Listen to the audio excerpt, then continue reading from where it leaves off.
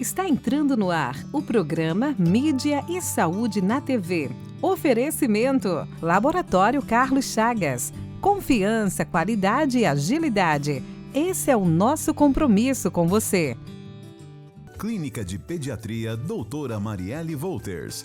O carinho, atenção e eficiência que seus filhos merecem. Olá pessoal, bom dia, sejam todos bem-vindos a mais um Mídia e Saúde na TV. É sempre uma alegria estar aqui e poder compartilhar as boas informações de saúde com vocês. No programa de hoje vamos falar sobre síndrome do intestino irritável. Sobre esse assunto eu converso daqui a pouquinho com o cirurgião do aparelho digestivo Orlando Ribeiro Prado Filho. Não saia daí! Programa Mídia e Saúde na TV. A motricidade orofacial é a especialidade da fonoaudiologia que trata os músculos da face e as dificuldades para mastigar, deglutir, respirar e falar em todas as idades, melhorando a saúde e a qualidade de vida. Auxilia na respiração oral, ronco e apneia do sono, na recuperação das cirurgias faciais, disfunções da ATM, paralisia facial e estética da face. Clínica de Motricidade Orofacial, doutora Silmara Regina Pavani Sovinski, 44 30 25 5565. Na Galen, farmácia e manipulação, cuidamos de você de forma única. Nossos farmacêuticos, referências do setor magistral, preparam o seu medicamento de forma personalizada, atendendo às suas necessidades. Visite-nos e descubra uma nova abordagem para a sua saúde. Avenida Rio Branco, 55, Zona 4, Maringá. 44 30 26 49 48. WhatsApp 44 99844 2229. Procurando segurança? Conte com a Cometa Corretora de Seguros para proteger o que é mais importante para você. Há mais de 30 anos no mercado segurador, atuamos nos principais ramos de seguros em parceria com as melhores e mais completas seguradoras do mercado, oferecendo uma proteção completa e personalizada para você, cliente. Entre em contato hoje mesmo e garanta tranquilidade para o seu futuro. Avenida Brasil 6032, Sala 106, Maringá, 44 99972 9482.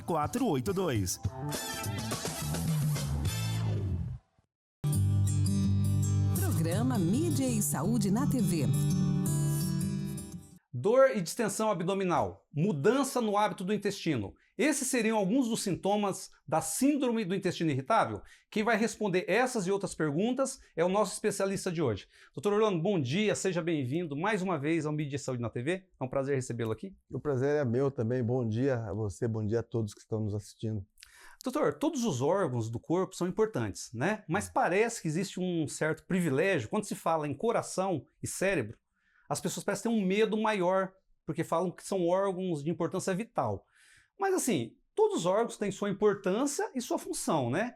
O intestino, por exemplo, embora talvez não seja a mesma proporção quando se fala do intestino, mas ele tem uma grande importância para o corpo de uma forma geral, né? Ah, com certeza. Você pensa da seguinte maneira, não se consegue viver sem cérebro, não consegue viver sem coração, sem intestino também, dificilmente se consegue viver. O paciente vai entrar numa situação de perda de peso, desnutrição por calórica. Então, ele tem várias funções. Uma delas é a digestiva, a absorção de alimentos. Isso é o mais antigo que se sabe. Mas também ele tem outras funções imunológicas, de proteção, produz alguns hormônios importantes, entre a serotonina, que você até citou sobre síndrome de intestino irritável. A serotonina é um hormônio muito importante, a deficiência dela é muito importante nos sintomas da síndrome.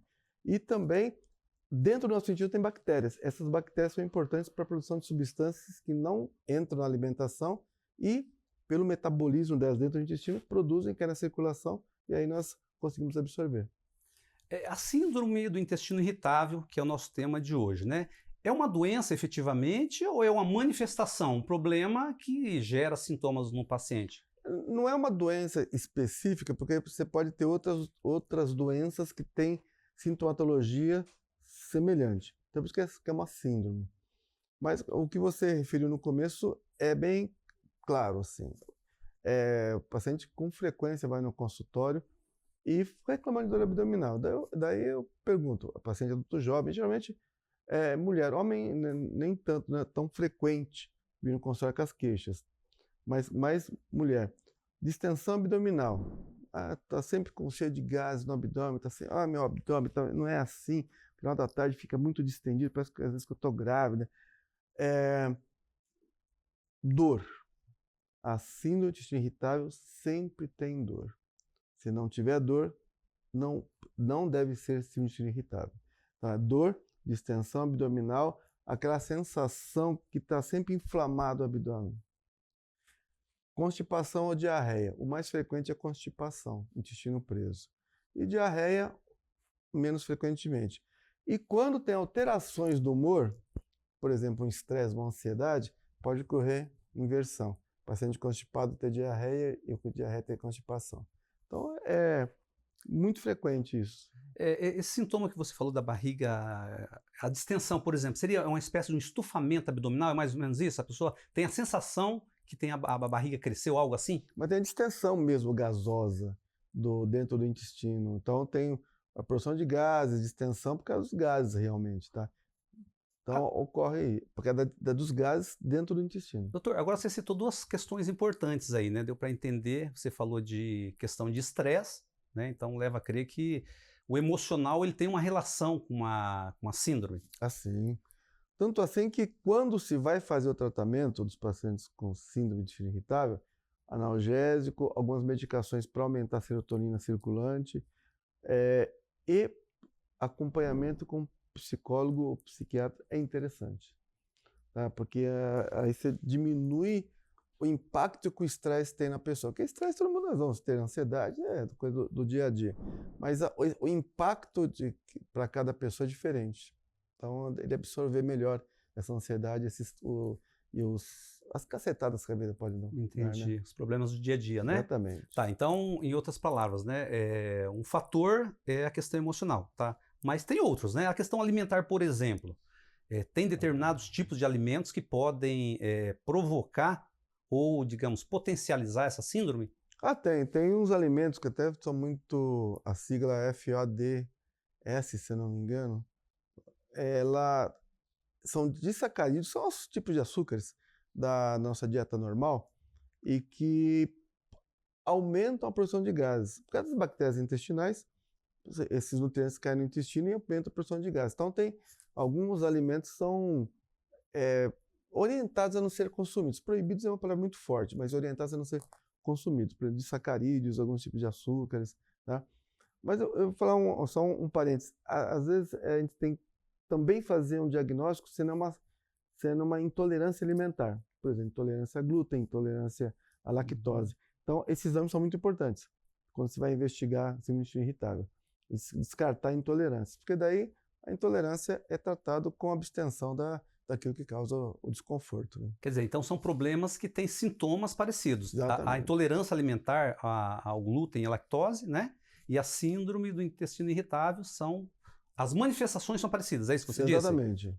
Então, para você diagnosticar, é possível fazer um diagnóstico preciso da síndrome ou você vai descartando as possibilidades? O diagnóstico, basicamente, é por exclusão. A gente vai excluindo as outras possibilidades que o paciente pode ter de doença. Tá? Então, intolerância alimentar, erro alimentar, por exemplo, constipação intestinal, baixa ingestão de fibras, sabe? E de líquido. Então, vai se fazendo uma avaliação do paciente dos hábitos e da ingestão alimentar dele. E laboratorialmente. Você tem que levar em conta uma coisa. Abaixo de 45 anos merece uma investigação. Acima merece uma investigação um pouco mais profunda. Por causa da presença de alguns tumores benignos que podem ter no intestino, algumas doenças que podem causar alterações no hábito intestinal. Poderia dizer, doutor, que a síndrome do intestino irritável tem a ver com o mau funcionamento do órgão ou não necessariamente? A pessoa pode ter o intestino funcionando adequadamente e ter o problema? Assim, o que se sabe da doença é que há uma alteração na motilidade da parede do intestino. Então, ele tem uma contratilidade maior do que o habitual, por isso que desencadeia a dor. Tá? Então ele tem alteração de trânsito, sim, o paciente tem de motilidade. Por isso que algumas medicações são para aumentar substâncias que organizam essa motilidade intestinal. Você falou que não é uma doença clássica, e sim uma síndrome. Sim. Mas o que acontece? Uma pessoa que tem todos esses sintomas, né, mas ela não trata de uma forma adequada. O que isso pode gerar como consequência para o organismo? Bem, se for assim, um intestino irritável, especificamente apenas fechar o diagnóstico desse caso, pode acabar de desconforto, né? O paciente vai ter dor. Às vezes, umas situações desagradáveis. Por exemplo, um dia uma prova, fazer uma prova, um concurso, tem uma dor abdominal, uma diarreia, entendeu? É algo funcional, muitas vezes, né? Então, se não for tratado adequadamente, o paciente vai ter algumas situações proibitivas na vida. Mas assim, doenças mais graves, comprometimento do intestino, por exemplo, a síndrome pode provocar? Ah, não é uma doença pré-neoplásica, nada assim. Ela não tem uma evolução de malignidade, malignização de tecidos, não. Doutor, quando se fala de gastrite, refluxo e outras doenças aí, de uma forma geral, o médico consegue ter o diagnóstico clínico, né? Ele consegue supor, né, que seja aquela doença, mas também pode ser confirmado por meio de exames, né? Uma endoscopia, uma colonoscopia e outros exames. A síndrome do intestino irritável pode ser confirmada por meio de exames ou só é Não, mas é exclusão. São alterações, às vezes pode dosar serotonina no corpo da pessoa e ver que está baixa, então você infere, tá? Mas é por exclusão, você acaba excluindo possibilidades outras, assim, de doenças. Então, quer dizer, o déficit de serotonina pode gerar, porque a serotonina está ligado é um neurotransmissor do cérebro, Sim. né? Que gera o bem-estar, o Sim. prazer e assim por diante, né? Um dos hormônios, né? Não é só. Então, quer dizer que se ela tiver diminuta, ela pode ser um dos fatores que leva à síndrome? Sim. E você falou que a mulher tem mais, a incidência é maior na mulher em comparação aos homens? Veja, daí temos que pensar de uma maneira assim, que as mulheres são mais ligadas às doenças, porque ela do hábito anual de até no ginecologista, de procurar com mais frequência o auxílio, a consulta médica, ela é mais antenada em alterações, em desconfortos. O homem já não é tanto, ainda bem que não era, né? Ainda bem que com os programas que tem na televisão, que o governo estadual, federal, os conselhos fazem de divulgação de doenças, por exemplo, próstata, câncer intestinal, há uma procura maior dos homens também para a investigação de mal-estar. Então, alguma coisa não está bem, vou investigar o que é. Então, é mais frequente, em número, porcentagem, é mais frequente em mulheres. Eu não vou dizer, não dá para dizer que é mais frequente em mulheres, mas as mulheres procuram mais. Tá. Necessariamente não quer dizer que ela sofra mais do problema, né? Exatamente. É pelo cuidado que ela tem de se expor mais, cuidar da saúde, na verdade, exatamente. né? Você consegue observar com relação aos fatores, o emocional, né, o estresse, a tensão, a ansiedade, né? E o fator alimentar, qual que pesa mais? É possível fazer essa análise ou não? Olha, eu diria que o mais frequentemente que tem é o alimentar, porque é o que mais do dia a dia. A frequência de ida ao psicólogo, o que é o seguinte, eu oriento ir ao psicólogo, nem sempre vão. Mas o que se percebe são os erros alimentares com mais frequência, tá? Então, muitas vezes eu quero ir para o nutricionista também. O nutricionista também é um profissional que ele pode muito bem ajudar, dar orientações, sabe, até de exclusão de alimentos, de tipos alimentares que possam desencadear a dor, o desconforto. Bebidas gaseificadas, álcool e alimentos cítricos, eles podem potencializar aí a síndrome? Olha, aí você vai cair numa situação. As gaseificadas geralmente são artificiais, né? Então você tem muitos produtos químicos aí para estabilizar, acidulante e tal. Então, diria isso para você, como nutricionistas falam, o refrigerante é a caloria vazia, não oferece nada, só açúcar. Então você tem uma quantidade muito grande de açúcar que vai cair no intestino, que daí as bactérias vão quebrar e vão formar gases, tá? Então pode dar desconforto. Alimentos artificiais também, mesma coisa. A maior parte dos alimentos artificiais tem muito açúcar e muito sal, né? Quer dizer, tem uns desequilíbrios, tanto assim que é obrigatório colocar a quantidade que tem agora nos pacotes, né? Então, o hábito saudável deve ser estimulado. E acredito que esses alimentos ou bebidas artificiais vão causar algum dano. Aí estou falando não só do intestino, mas no corpo inteiro, tá? Então deve ser evitado. Quando o paciente tem esse intestino irritável, eu oriento evitar até uma alimentação saudável, sabe? Evitar. Fala assim, você está proibido? Não, eu não gosto da palavra proibido. Você pode, um final de semana, beleza. Mas é o seguinte, você vai pagar um preço, talvez, né? Você vai utilizar e ter dor. Tá? Então você vai ter que modular isso. Então é evitar certos tipos de alimentos, né, doutor? Exatamente. Doutor, esse assunto está muito interessante, mas vamos fazer uma pausinha aqui no nosso intervalo, tá? E na sequência eu gostaria que você falasse sobre os alimentos que podem melhorar a síndrome e principalmente os tipos de tratamentos. Pessoal, vamos fazer um breve intervalo aqui. Na sequência, vamos ver com o Dr. Orlando as principais linhas de tratamentos e os alimentos adequados para melhorar a síndrome. Não saia daí. Programa Mídia e Saúde na TV. Eco Maringá, clínica de imagem especializada em ultrassonografia vascular, ecocardiograma adulto, ecocardiograma infantil e ecocardiograma fetal. Eco Maringá, há 30 anos cuidando de você. Tradição e confiança na realização de ecodoppler, color, cardiovascular infantil e ecocardiograma fetal. Rua Luiz Gama, 500, Maringá, Paraná. Fone 44 3262 3455. Quem respira melhor, dorme melhor. Se você ronca, pode ser o início de uma doença grave, a apneia do sono. A Respirar Shop oferece um tratamento especializado com supervisão do fisioterapeuta Guilherme Munhoz, um especialista em tratar distúrbios do sono através do equipamento CPAP. Fale com a Respirar Shop pelo WhatsApp 98802-2334.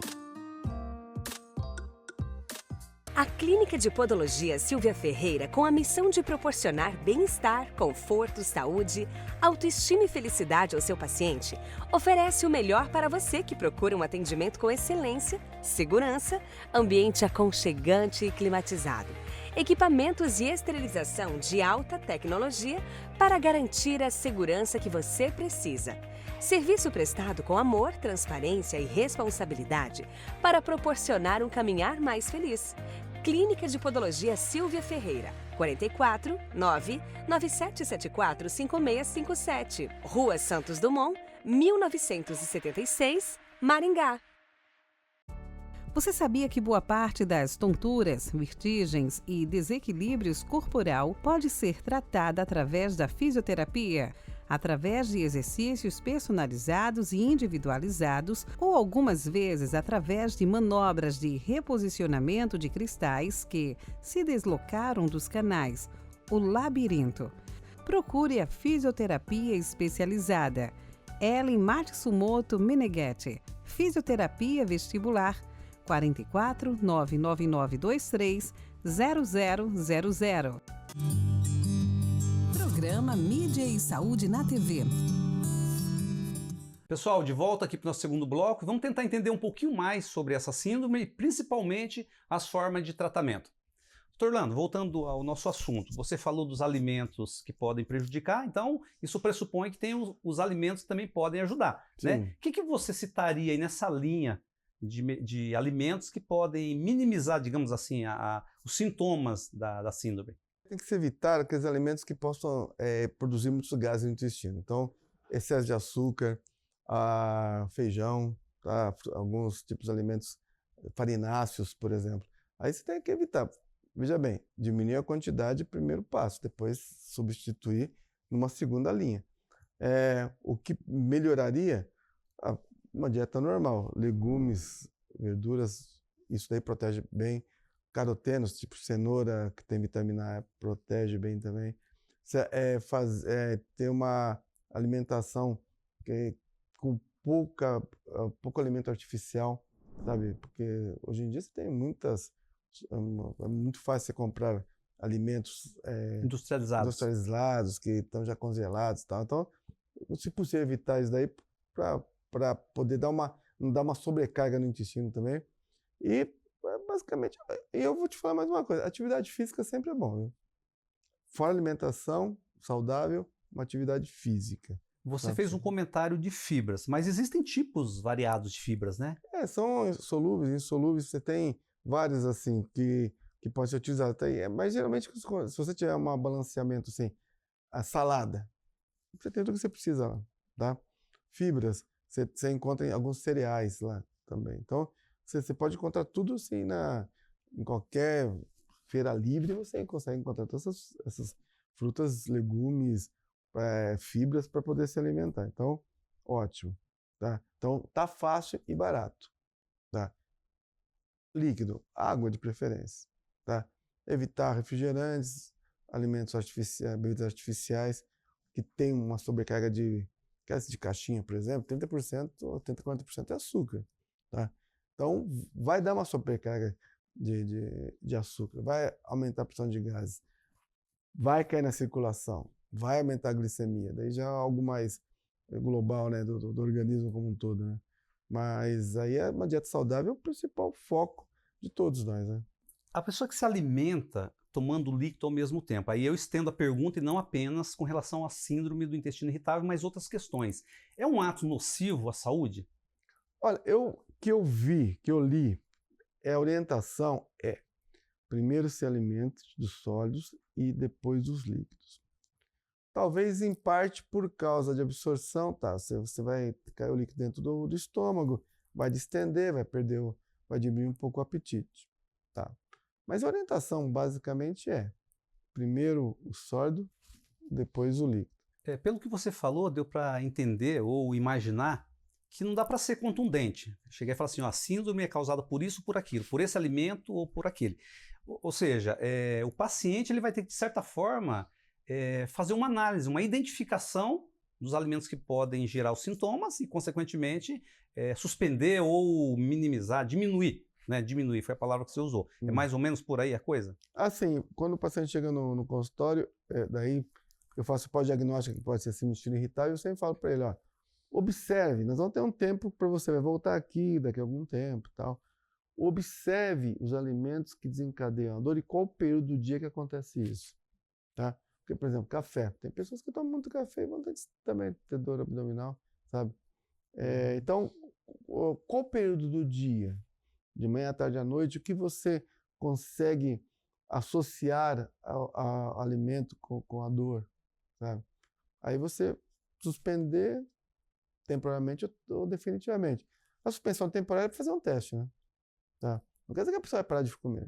Não é isso. Mas ele diminui alguma coisa, o hábito dele. Você comentou que os sintomas que mais prevalecem são dor abdominal, distensão e a flutuação, a mudança de hábito intestinal entre a constipação, intestino preso, e a diarreia ou intestino solto. Tá? Desses sintomas, doutor, você consegue dizer qual que mais predomina? A dor. A dor. E é uma dor pontual? Sim, ele não consegue localizar porque é uma dor visceral. Ele não consegue localizar no abdômen quase que inteiro. Não tem um local, por exemplo, de apendicite do lado direito, vesícula aqui do lado direito também é alto. Não, ele é uma dor difusa, sabe? Então a dor, como eu falei no começo, se não tiver dor, tem que suspeitar que não é síndrome do intestino irritável. Você falou no início da intolerância alimentar que pode ser confundida, né, com a síndrome. Sim. A má digestão pode ser confundida também, doutor? Olha, aí depende do peristaltismo. Realmente a má digestão tem alguma parte tem a ver com baixa produção de enzimas alimentares para digestão de alimentos, trânsito intestinal. Então, pode acontecer das duas situações se sobreporem, tá? Então, você tem um trânsito intestinal ou gástrico, né? A primeira porção aqui do estômago mais lento, que aí distende aqui em cima, é localizada. O paciente geralmente vai falar algo mais aqui acima do umbigo, né? Então, aí é possível você localizar um pouco melhor, sabe? Aí, logicamente, você precisa de exames, né? Tanto endoscópicos como por imagem, ultrassom, tomografia, coisa assim, para excluir outras coisas. Você atende bastante pacientes no seu consultório no dia a dia com essa síndrome? Olha, no mínimo umas 3 pessoas por semana. Tá, por semana. Não é todo dia, né? Mas é umas 3 por semana, porque dor. O paciente vai por dor. É determinar essa investigação.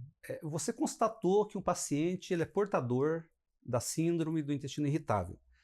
Você vai tratá-lo de forma pensando em controlar o problema, ou você pode chegar num momento e falar assim, não, determinado tipo de tratamento, né, vai curar, vai libertar você dessa desordem. Qual que é a tua conduta nesse sentido? Você não pode falar em cura, não. Não tem cura. Não tem cura? Tem controle. Você vai controlar. O paciente vai ter o controle com medicações analgésicas lá, um antiespasmódico ocasional se tiver dor. Tem medicações no mercado também para melhorar o peristaltismo do intestino. Então, o que é peristaltismo? É a contração. É um movimento que... o intestino é um tubo. Isso é uma mangueira. Se vai ficar igual a mangueira, não tem jeito. Não vai ter propulsão do alimento e do bolo alimentar. Então tem que ter isso. Contrações. E ele vai jogando para frente. Entendeu? Se não tiver esse peristaltismo adequado, não há propulsão, não há movimentação do alimentar. Tá? E é outra coisa que estava... Isso acontece independente do cérebro. É sistema nervoso autônomo. Então, se o cérebro para de funcionar, continua funcionando no intestino. Talvez menos por causa da ingestão alimentar, mas é autônomo. Você fez um comentário que me chamou a atenção. Você falou, de repente, a pessoa está numa festa, num ambiente. Significa que é algo imprevisível? Não tem como a pessoa controlar? Ele está, de repente, por exemplo, com relação à questão mais preocupante, né? A questão do hábito intestinal, a mudança repentina. Pode acontecer da pessoa, de uma hora para outra, sem sinal, ter uma diarreia repentina? Olha, já me referiram isso. O paciente já referiu que estava num ambiente lá e precisou sair porque teve quadro diarreico assim, quando teve uma alteração emocional importante no momento, daí teve o quadro diarreico. É possível, é possível. Você comentou do tratamento, né? Citou algumas coisas, mas agora detalhando um pouquinho mais, doutor, sobre as condutas de tratamento. O que você citaria então no que engloba aí no tratamento, no controle, que você falou, não tem cura, tem controle, mas dá para viver com qualidade, né? Dá, é possível. Né? É possível viver com qualidade, sim. E o que seria então? Quais seriam essas linhas aí, condutas de tratamento? A primeira linha é alimentar. Então, primeiro alimentar hábitos alimentares, hábitos assim, de vida. Tá? Atividade física, eu acho que é sempre bom colocar. Não seria muito associado, mas a abstenção do cigarro seria interessante, tá? Porque daí você já colocar na cabeça que faz mal não só para o intestino, para o corpo todo. Então, alimentar. Daí a segunda linha, ingestão de líquido, sempre. No mínimo 1,5 litro a 2 litros de água por dia. Água mesmo, tá? Uhum. E aí parte com tratamento com psicólogo, psiquiatra, acompanhamento com psicólogo. Muitas vezes o paciente já está com acompanhamento com psicólogo. Eu reforço isso, tá? Porque daí ele tem que ter uma melhor tolerância às alterações de humor.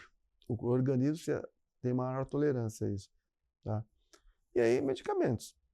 Aí você prescreve antiespasmódicos aí que, olha, tá numa situação de dor, antiespasmódico, mas é isso, não é outra causa, não é outra dor. Por exemplo, não é uma dor tipo, eu tenho uma dor já faz anos e agora estou com dor aqui só lá direito. Não, você tem que investigar se é apendicite, se a dor localizou, entendeu? Então, se a dor é comumente da maneira habitual, toma, tá, já tendo sido investigado, lógico. Aí um antiespasmódico. E aí tem as medicações que eu te falei de uso mais contínuo. É para a vida toda? Geralmente eu oriento assim, toma um mês. Melhorou? Para. Aí observa se você está precisando da medicação, tá? Como está seu tratamento com psicólogos? Você não foi? Então vai, então. Doutor, nosso tempo já está terminando, tem muitas coisas ainda para a gente conversar, mas vai ficar para uma próxima ocasião, tá bom? Quero agradecer a sua presença e espero encontrá-lo novamente aqui. Um bom dia, até a próxima. Eu agradeço também o convite, e toda vez que você chamar, estarei disponível para vir aqui. Pessoal, o Mídia e Saúde está terminando por aqui, mas nos encontramos no sábado que vem. Não esqueçam de acessar nossas redes sociais e se inscrever no canal Mídia e Saúde na TV. Um forte abraço e até sábado que vem.